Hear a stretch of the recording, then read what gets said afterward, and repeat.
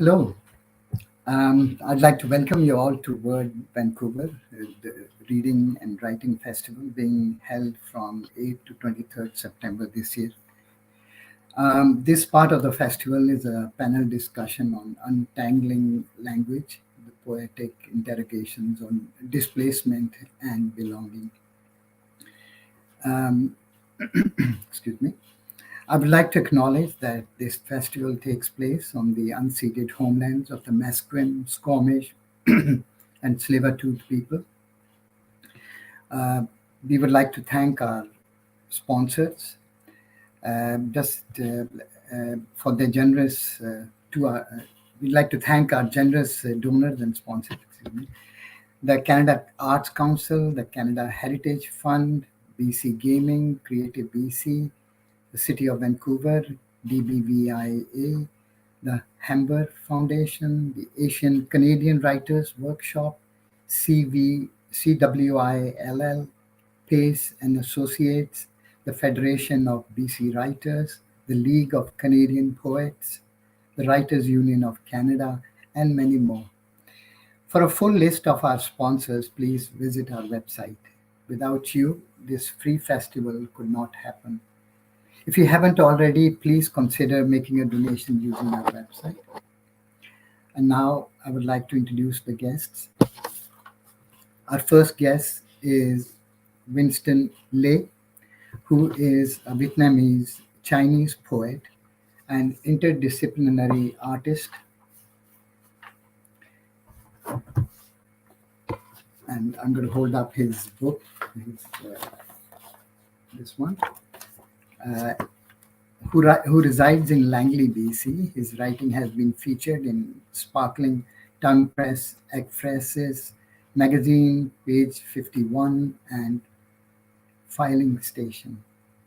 His poetic practice encompasses different modalities concerned with language, including receptive bilingualism, poetic dictation, speculative poetics, and asemic writing. In case you're wondering what asemic writing is, it uses lines and symbols that look like writing but do not have any meaning.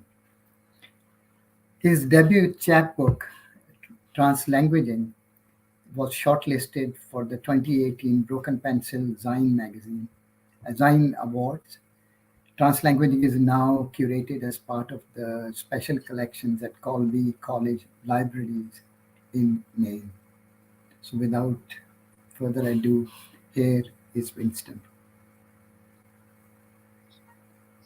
Thanks, Malik. And thanks everyone from Word from Vancouver for inviting me to this awesome event. It's kind of a dream come true. Thank you. Okay.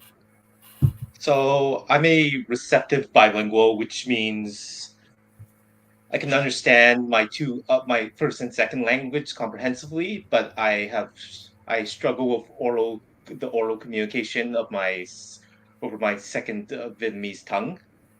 So these first two poems deal with the hearsay and eavesdropping over language acquiring through word games. Lexicographer emancipates from patronymic etymology. Distorted wave file of recorded Cockalian hearsays transmit tile transcription across ineffable Scrabble turn. Despite 12-word score at hand, your alpha breath refuses the kinship connect. Father or word wraith construct. Bah. What moves are left across gridlocked board? You are lies psycho graffiti ghosts scrawling inside auditory cortex. Embody code mixed letter forms into vit glish jabberwock until this lexeme can recommunion itself, becomes the butchered Freudian synth of synonymous pronoun thea, misheard alveolar morphism of D is mnemonic for dad, crossword cannibalize, phantom semblance with what spare language remains on your semantics rack. Acquire more malleability to carry over this haunting. Your fingers quest into velvet draw bag and sever linguistic DNA sunder apart from each other. Disembowel persona I, orphaned in between. Upon that hollow square, jigsaw embed E for estrangement. Inside trigger words, new corporalia corpus. It always numbs you, and soul departs resonance chamber of your vocal folds. Dead. Um, part of my receptive bilingualism project is there's this ritualistic concept of in Vietnamese culture and religion called watering souls. They Vietnamese belief is if the body is not very properly, the spirit or ghost or revenant will wander between this life and the next without being anchored to the afterlife. So I took that idea and kind of reinterpret the ritualistic concepts into more kind of like into hauntings of dictation. Hearsay whisperers across astral seconds between babble and murmur perception, talk Alice susurrates poltergeist static into ears of echolalia ensemble, invoke child's play of broken telephone vessels. We repeat unlord transcript of orality. Gao back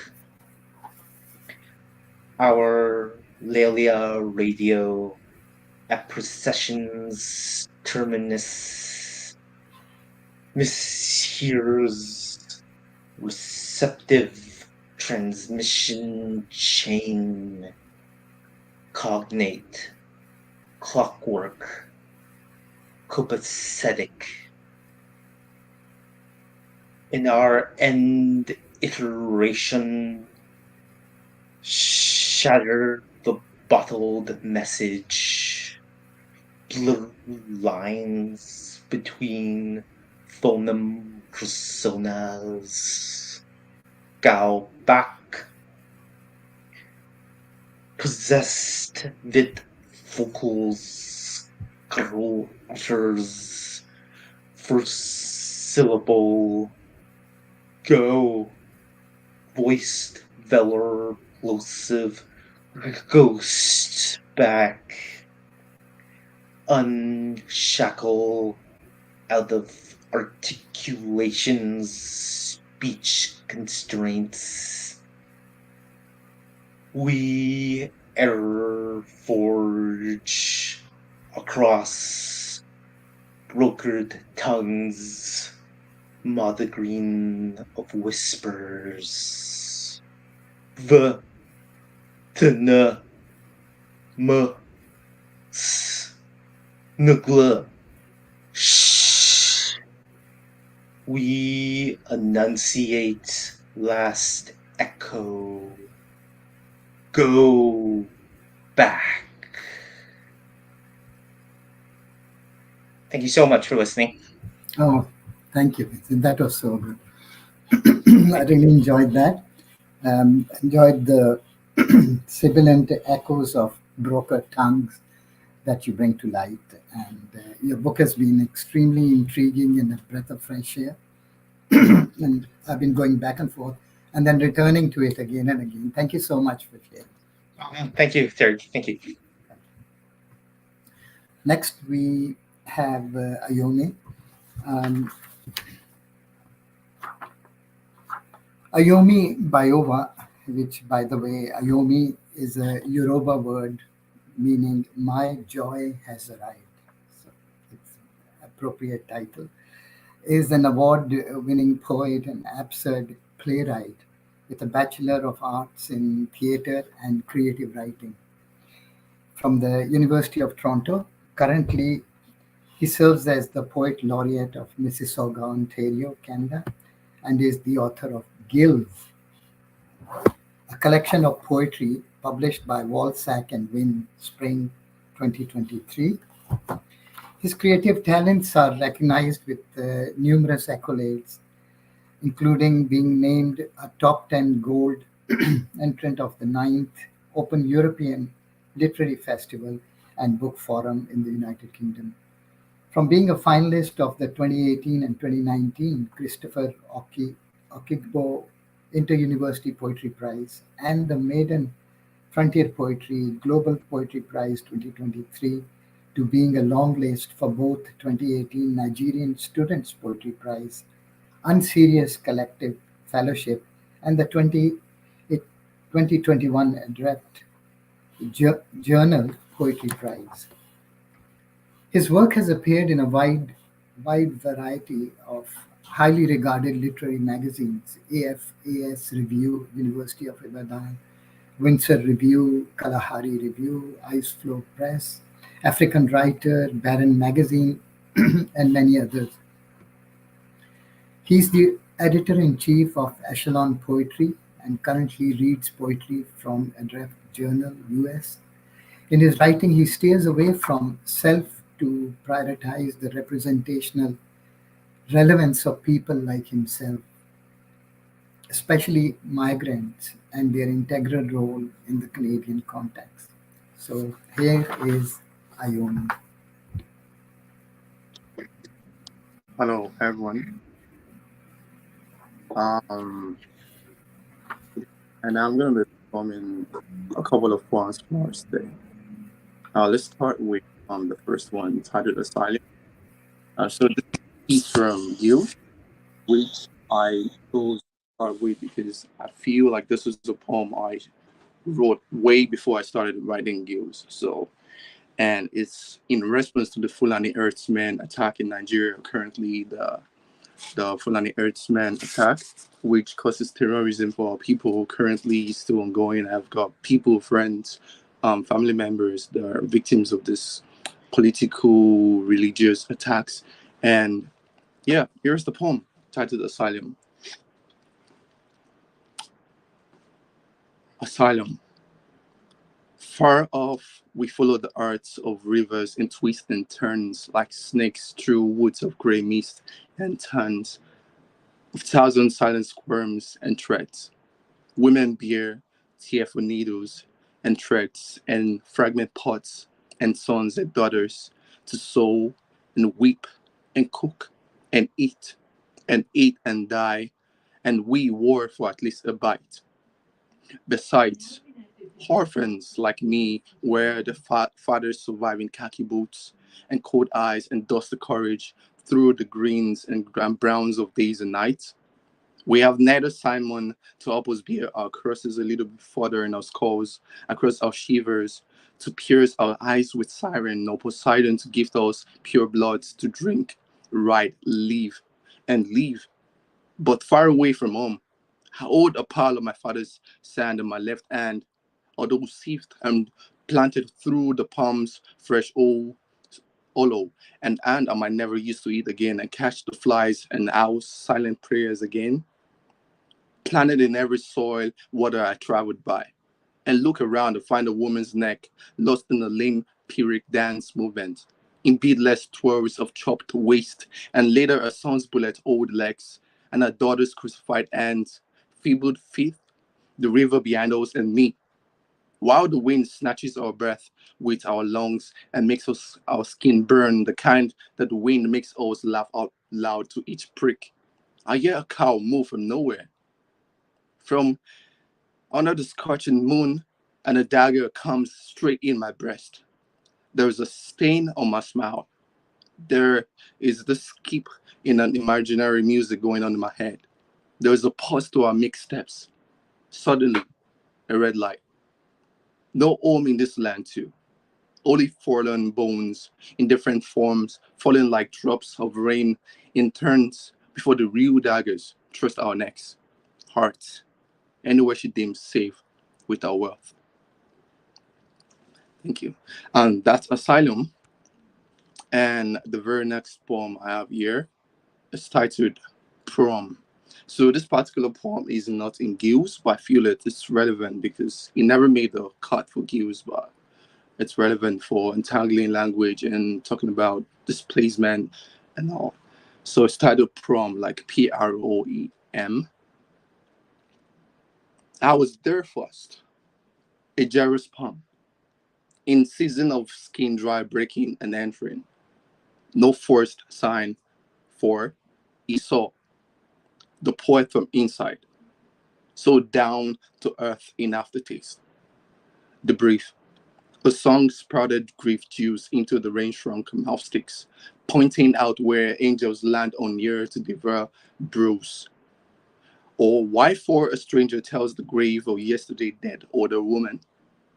Eardrum prom of tongue cracks and fricative oracles. Simeon Christi increased pronouncement.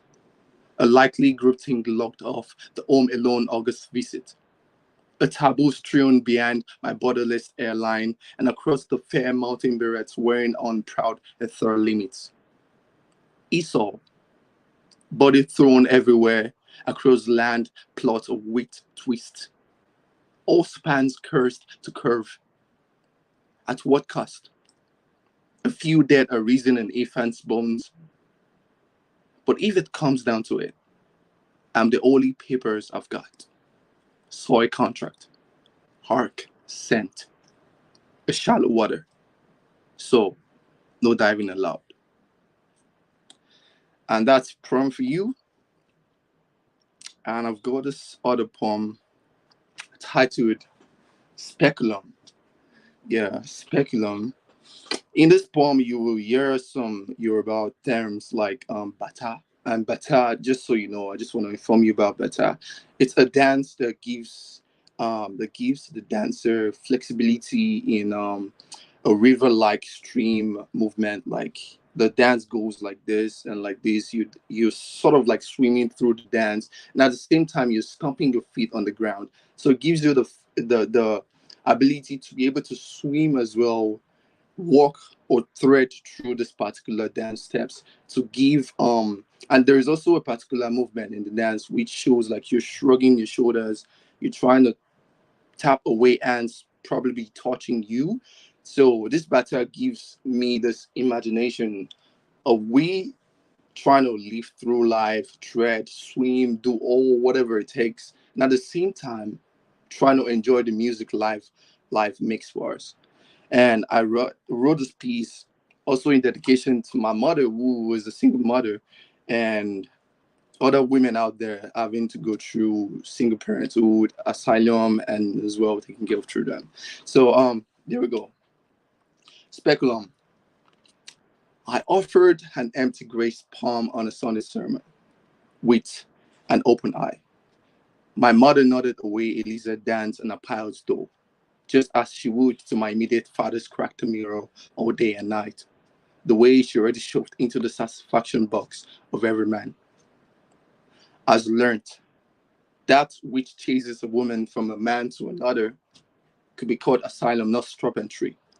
The same drive for new church members in new churches, the rough-handed givers hardening their feet on their naira notes, burdening the ushers with after-service palm-straightening monotony. Heaven straightened whenever a young man became a sanctuary. She whispered in my head a kettle placed to her hot chest and chanted 5 tongues, one of which is a quick nuptial layout. That was how I was birthed, anyways, from the stutters of the littlest chance given to a stranger, the long-heard first words that brought light into her blindfolded heart. She wore a tall cerulean miniskirt, tall and lined as our front room's curtain, or short as a thigh flesh herding the doddery of a just fawn, age as a mere number sheep in a family land. Every time she thought the color of my eyes was a rose's first choice, things started to tear apart, like the leukemia clouds losing its cotton in drifting wolves. As I chased to catch up and moved in both in the fragment question of that which have claimed to come through the back door in peace and to stay with a booster bag and barrel-shaped forehead. For a month, I sat outside our house, a jilted figure under the Ohms number sign, with my eyes vast like a water container well positioned under the gutter to collect evening rains. Everyone passing by had flooded questions about my mother's whereabouts. Just until now, that I'm a stink-faced dancer, shaking my legs behind the familiar refugee camp tent, the only dance I can never think of. After regional clinics, male nurse says my prolapsed womb is an upshot of my one-to-many swears at science. And if I could remember this dance called Bata, the fast-paced move of the Yorubas, the speak dust barefooted, the lightning gods drama understand what I mean. What it's like to be struck and dumped behind a torch shelter where survivors' prayers are bruised flames on lips. The quick sucks to make adulatory sound should you catch the sight of yourself in the mirror. Fear kicking at and from the gut of my gut, speaking saliva to extinguish a cooking protest. In the blurriness of eyes I should have left underneath my house's number sign. So now, with the flame from the smile of an eclipse to my shadow, with the truth tied with an old scarf like the market's women's startled cash, with the arc of the air like a feathery worship, blessing my body for the right I've so long neglected, finding the unknown in the Roman numeral of dry bones and rhetorical questions, swollen, bellies, earth cesarean, earth cesarean. Thank you. Thank you so much, Ayumi. I really enjoyed the line that I hold a pile of my father's sand in my left hand. Wonderful, very evocative. The whole poem was very evocative. Thank you so much. Okay, next we have Laila Malik, who is diasporic. I love this descriptor.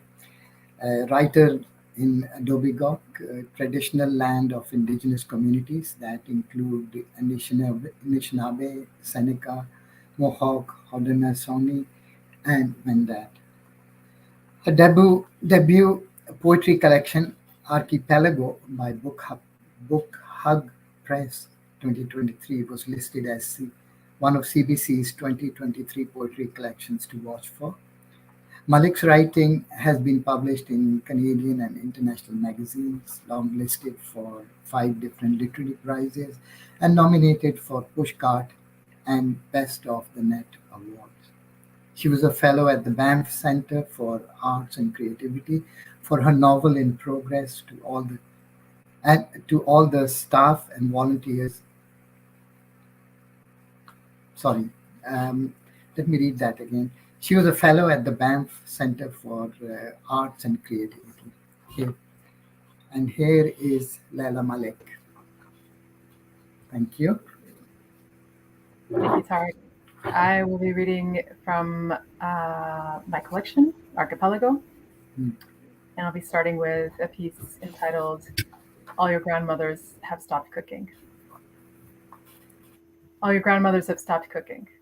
This is how we know the world is ending. Your grandmothers have set down their doys, and there is no succession plan. Your grandmothers are stubborn in their armchair naps, dogged in their deafness, committed to crosswords and iPads, days punctuated by scheduled medications and short-lived roomy rages about rain and satellite dish reception. You will ask me for the family shalgam recipe. I will nod, as though I've waited all my life for this. And I will launch WhatsApp inquiries and Google investigations seeking a legend to the map of your veins. I will ask whosoever still breathes and cares, whosoever holds fragments unbloodied with grudge. I will stitch the patchwork and call it our flesh. We will not use mustard oil because it is banned in this country, as well as unneighborly, also because cerusic acid will kill you. We will buy garam masala from the desi store, some sweaty stranger's measure of spices grown, ground, and packaged in an undisclosed facility marginally closer to your so-called point of origin, misting carbon across oceans to get to you. I will cross-check whether a shalgam is a standard turnip or some other hyper-local brassica and fret over the algebra of red meat. Beef is too tough, lamb too distracting, goat is rangy, and what in God's name is mutton? Behind this, planet whispers sit like lead on the gilt gullet. I will utter silent prayers over heat that spreads a circle across the glass-topped stove and into the steel pot, feeble-bottomed but stout, with on my honor promise to protect no old world cancer castaways on my watch. And Bhoon like a grandmother, like your life depends on it. If a shalgam is not bhooned and no grandmother is there to seize the doy from your hand, is it still a shalgam? We will somberly proclaim this, the alchemy of our DNA. We will perfect the dish, imagining the grandmothers into a Kodachrome era with brighter flavors, better fashion, more precise truths. Tongues warm wagging, doys aloft. We will set it on a bed of basmati, ignoring inner voices that ask which grains were collected and deposited en route. We will use forks because we have forgotten how to use fingers, and also because germs. We will imagine the future secure. We will chew thoughtfully. We will summon every ounce of effort to enjoy this resurrection of memory, forgetting until a grandmother cackles gonglu between mouthfuls that they had a whole other word for it, that there never was a recipe. The second piece I'll be reading today is called Cutlery. You could be Arab. There's a metal fork suspended between Rawan's thumb and forefinger, a typhoon of adolescent scraped cutlery across stainless steel trays, clustered by designer label and survival ranking hooting, mouth-breathing anxiety into open air. Rawan's eyes fixed on Sunita, but her words are arrows aimed at me. You don't look Pakistani. Something needs explanation, but I am locked in silence, child of stone floating in a growing moat of sweat.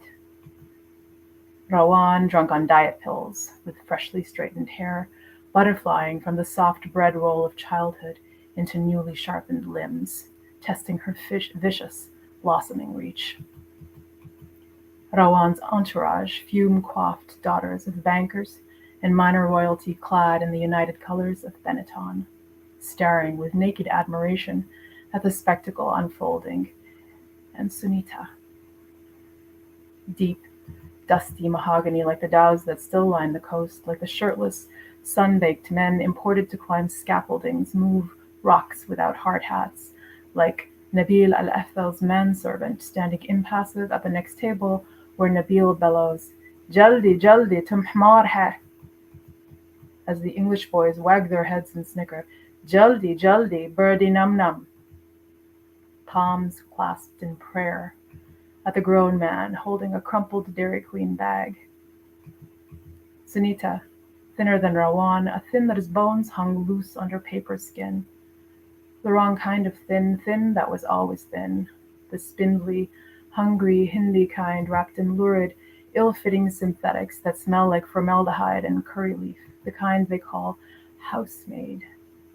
Trudging along dusty roadsides clutching futile black umbrellas under a beating sun, decades before Rawan herself takes Arab girlfriends on a yogic vacation to Goa. I don't know why Sunita is at this table. I don't know why I am at this table. I only wanted to eat, but this is not turning out to be an eating kind of lunch. Even your name is Arabic. My mouth, a mud puddle. I cannot tell her this is a mistake. I'm not meant to be here. My name, a thing that stretches into a dark universe beyond Arabic. My name, a betrayal. The fork rocks recklessly between her fingers, and then, Sunita, my fork fell again. Get me another. All the girls entranced, staring at the fork still hanging from Rawan's fingers, eyes locked. Sunita stands slowly. Don't forget, Rawan says. Don't forget to take the dirty one back. The fork bounces twice as it hits the floor, and for the 5th time this lunch hour, Sunita bends, picks it up, and begins to walk to the cafeteria kitchen. Skina, one of the girls breathes, and Rawan's head jerks like a falcon. You feel bad? You like her? Why, Lamis, you want to French her? Ew, disgusting. Rawan, haram alayk. Rawan's mouth, a thin line, plays with something like a smile. Sunita, don't take too long in there with your boyfriend, Amitabh Bachchan. Jaldi, jaldi. The girls erupt. Desperate laughter. Gasping fish dying for air. There's a fork at the side of my tray. Sweat on my neck cooling. Sunita has disappeared into the kitchen where serving staff who look like her are waiting. She doesn't have to say a word. Final piece I'll be reading today is called Grain 2.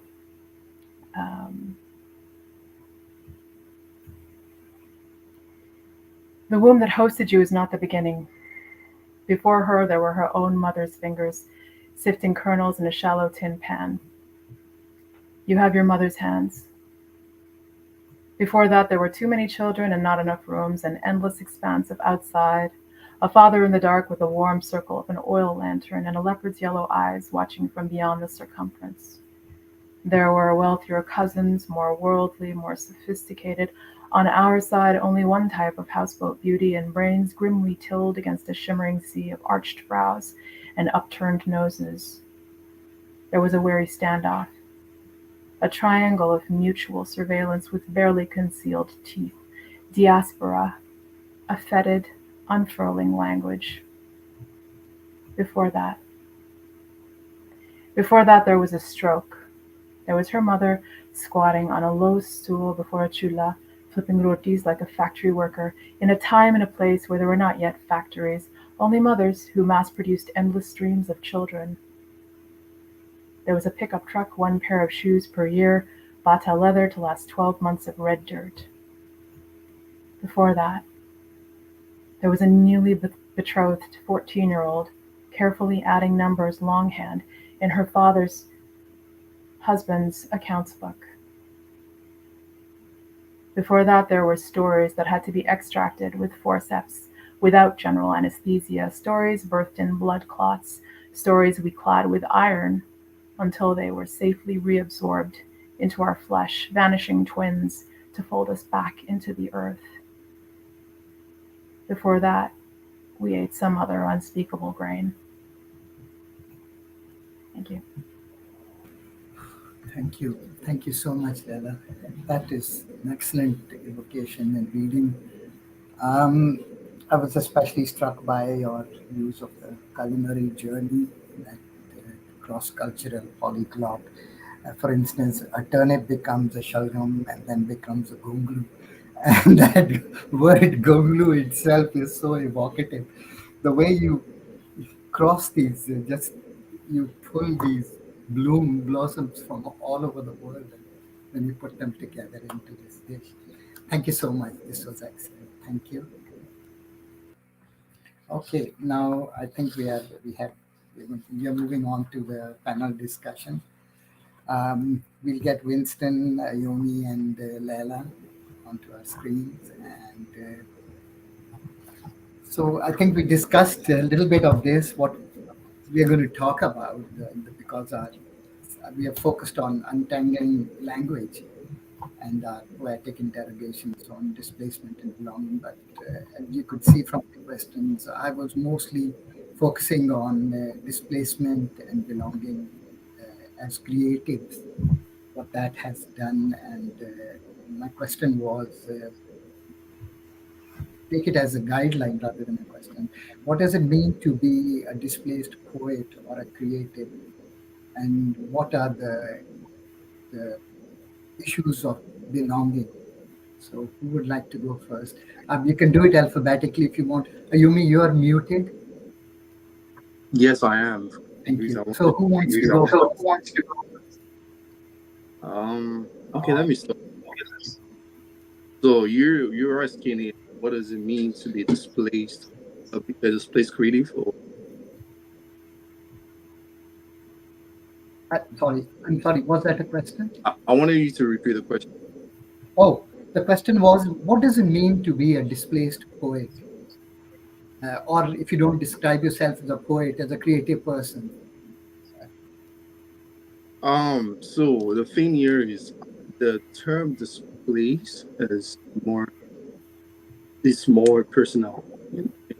So like to be relocated, to be sort of like replaced, that I feel to me personally, at least in my sense, is okay. I was displaced due to some uncontrollable reason, and my experiences through this displacement, I wasn't really a poet then. I was more like a regular person, just live through life, regular students trying to get academic done on time, make my friends. It's all about me. I wanted to do the regular things I could to get a degree and get out, get a good job. But I realized poetry back in Nigeria, in the University of Ibadan, and that wasn't a thing I held on to. I held on to poetry after when I came to Canada. I realized of all the things I had in Nigeria, I had family, I had education, and I had friends. I couldn't bring all of them with me, but just one thing stood with me: my poems, my poetry, my ability to write poetry, my creative sense stood with me. And that way, I'm like, okay, if this could come to me with me to Canada without a visa, without an approval of any higher authority, right? So why can't I make a better use of this creative means to create more of my voices out there and speak for people like me that can't be spoken for, they can't speak for themselves too. And I took that up because I realized what actually really sparked my poetic awareness in Canada was when I read poems of Raymond Salster. I went to a library back in Dundas, I think Dundas and Jane, Toronto Library then, and I read Raymond Salster. I was so connected to Raymond Salster for some reason. I mean, for someone that just came from Africa and doesn't even know about the Canadian system, but poetry were not 100% Canadian in subjectivity. They came to me more personally because I connected to them on my own word and saw the way they were expressed, and I couldn't just help but try to imitate the way he writes. And that was how I wrote my first what do you call it, chapbook. And then I realized that this is a way for me to go about living in Canada and being who I am and probably be a person for other people helpless out there. Thank you. Thank you. Winston, has that been your experience? Do you consider yourself displaced in any way?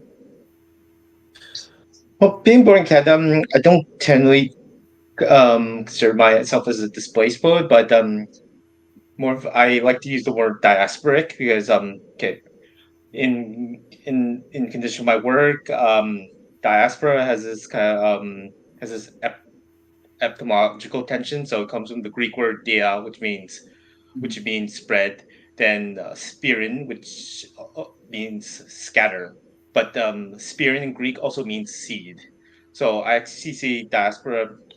I understand it's a very displaced, has very negative connotations to it, but it's also that last part, that last syllable, like the spreading of something new coming out. So that's how I see myself as a displaced poet, creating something new. For example, when in 2019 I had a chance to visit Vietnam for the very first time. There was a uh, when I was doing one of my wanderings outside of my hotel in Saigon, there was a banyan tree. So banyan tree, if you know, it's a tree that grows on another tree. So there are seeds. The seeds which the birds drop from fruit are fall in the crevices of the host tree, and roots grow from the top and then descend from the bottom. So there's that classic adage or idiom that going back to your roots. But once I saw this tree, I saw the idea of coming home, the idea of roots, the idea of like the diaspora or the new roots, filling the gaps for this narrative scarcity lacking in the West. Interesting. Thank you. Laila, would you enlighten us? We know you have so many different homelands that you have traveled through to get here. Would you enlighten us? Yeah, no, I would say that probably both of what Ayomide and Winston described resonates for me. I think I do relate to the idea of displacement. I think I was in some ways like, and it's not unique to me. I think like many people was born into a certain kind of displacement because of the fact of being multi-generationally diasporic. But with respect to the poetry aspect of things, I do enjoy, and I hadn't thought of myself this way before this panel, but I enjoy the idea of displacement, and that probably has to do with the fact that the idea of place is central to that description. And my collection, Archipelago, is fundamentally based on a metaphor and a physical reality of a type of place and a relationship to that place. And I like the idea, there's a discomfort with the idea of displacement, whether it's literal or metaphorical. And as a poet or a person who writes poetry, I think that discomfort and that sense of disconnect is in large part what's always driven me to write poetry. It's to speak to that tension, to speak to that rupture, and to find, in fact, a place in poetry that is a place of belonging. I'd like to bring the discussion to languages because we're trying to untangle languages. All three of you are polyglots. You use language, you're inherited, you're adopted, you learn, you're cultural. You have these several languages at your fingertips and you use them in your work. And that's what makes your work so vibrant and multidimensional. Um, I was wondering, is it a concept that is multi-generational? Is it because you've inherited these languages, or are they adopted languages that you use to such effect, such beautiful effect? In all your three books, all of you have used multiple languages to great effect. So, Laila, would you say something about that? About Yeah, for sure. combination of languages? Sorry, the what of language? cross pollination. Yeah. The Yeah, sorry, I think the chutnification. Salman Rushdie called it the chutnification of language. Go ahead, sir. absolutely. Thank you for asking. Yeah, no, and I just want to say again, the thing is, I don't think that this is unique. This phenomenon is unique to me or to the four of us, or even to those who are watching. Right? It's such a in some ways it feels like a world majority experience Hmm. to be informed by, to be shaped by multiple languages, whether it's languages that, as you were asking, Tariq, were inherited or languages that we were surrounded by. In my case, it was both. Um, and it shaped who I am, and it shaped many of us, and so it only made sense to write that way and to reflect that, because in the past, in terms of dominant expressions of poetry, less and less so, I guess now, but we would see some very sort of singular ways of using language, and most of us don't live that way. Most of us do have words or ideas or expressions or thoughts, concepts from other languages that live in our heads and shape how we live our lives. So it only made sense to try to draw that out as much as possible and reflect that reality. Winston, I think for you it must have been a very big challenge getting to express your language the way you did. Yeah. So as I Yeah.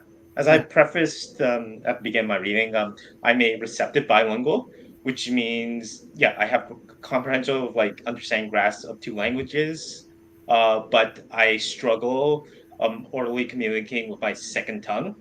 I've just always did that just because my parents are immigrants. I grew up here, but I was exposed to a lot of English schools, so I evidently just used my chose my English tongue as my first language.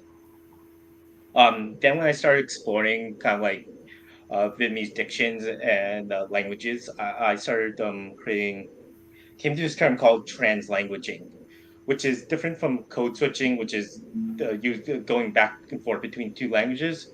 Translanguaging is encompassing all your known vocabulary, all your known first, second, and third languages, and trying to find some communication within the middle. So I created kind of this kind of liminal space identity as a receptive oral bilingual. Ayomi, would you add something to that? Yeah, sure. So when it comes to language, me,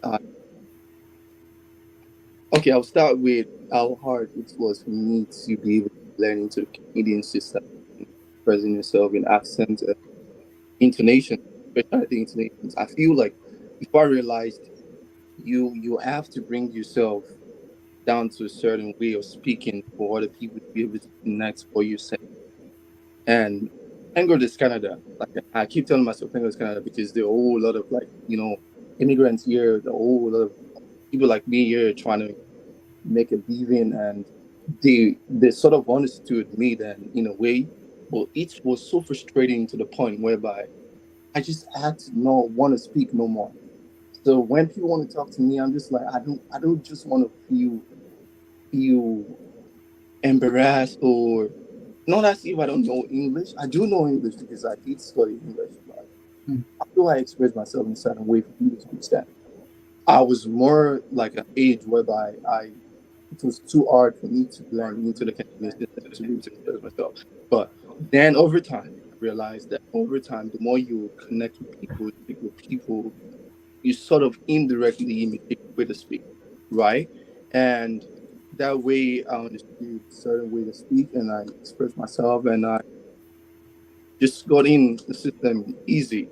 And but the thing about language, like I said, when it comes to my writing, I do not really let English dominate, right? Because I realize the depth of my own language, my own particular Yoruba language, right? So a word could mean 5 words in English, right? In Yoruba, you could say one word and it can mean 5 words. Hmm. So it's a way for poetry to actually have its own way in my language, right? Because poetry could mean one thing and could mean 10 other things, right? So I feel like sometimes I feel it's necessary to employ certain expressions in my language and put them in, and sometimes code switch, right? Because I learned about pidgin and I learned about patois. Pidgin and patois sort of have this similarity, right? Pidgin in Nigeria is a way of using English and the indigenous way of speaking and try to communicate to confuse or probably encode a way of present from people that you don't want them to understand what you're saying. And I realized that's why I sort of erupted that way because like Hmm. they sort of like encoded English in this distorted way of speaking English for the slave masters not to understand what you're saying. So Hmm. I most times employ these expressions and use them in my writing most effectively for the things that I'm expecting. Um, I know I wanted to talk more, but there isn't much time left. There's only about 5 4 minutes. Um, could you talk something about your book, how your pathway towards it, and how do you feel about it? Especially your covers are so intriguing. All of them are so different. And Winston, let's start with you. You have this intriguing cover of your book, and could you just Thank you. say something about it and how you came to get this chapbook published? Just 2 minutes. Yeah, to so I actually was collaborating with Renee Sarojin Sakakar when she Yeah. was the Surrey Poet Laureate. This was about 2018, and she asked me to program a reading where I could also launch my chapbook. So the reading was called Asians on Edge. So I was tasked with programming readers from different Asian diasporas across Vancouver, which I did so, and we organized a reading, which is also my book launch. And while I was doing all the programming, I had to design that chapbook. So, as you mentioned before, one of my other practices is asemic writing, which is kind of sort of explain. It's kind of like a mixed genre form. Like it combines poetry, calligraphy, and visual arts. And yeah. That's basically the cover because Yeah. yeah, And this one also. Yeah. yeah, Go the ahead. cover. My idea was to create translanguaging, just like kind of like acrostic, and because it goes across languages. Mhm. And if you actually go in the book, um, the second asemic writing, the one with the map, that's actually a map of Vietnam where I created kind of like a visual acrostic poem. Yeah. This one. Yeah. Yeah. Understand. Okay. And Laila, would you say about yours? I love the cover. And, here you are. Tell us something about it. Sure, yeah. About the cover? Yeah. Well, the cover in the book itself, your path to the book, and just you So only the, have about 2 minutes, please. yeah, no, sure, yeah. I mean, the pieces in the book I had been writing for years. The way that it all came together is that I was fortunate enough to do a poetry workshop with the writer Shalene Knight.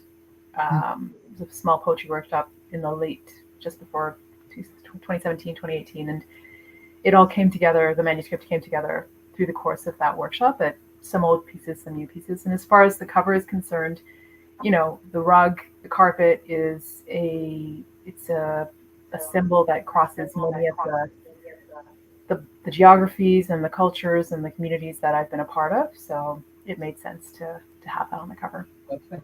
Thank you so much. Ayomi, do you have a minute? This is so Yep, gorgeous, gorgeously done. Tell us thanks. just in 1 minute. All right. Yeah, sure. So if I was permitted by the publishers, I actually wanted something. Hmm. So what I wanted was a little bit more disgusting, if I'm to put it that way.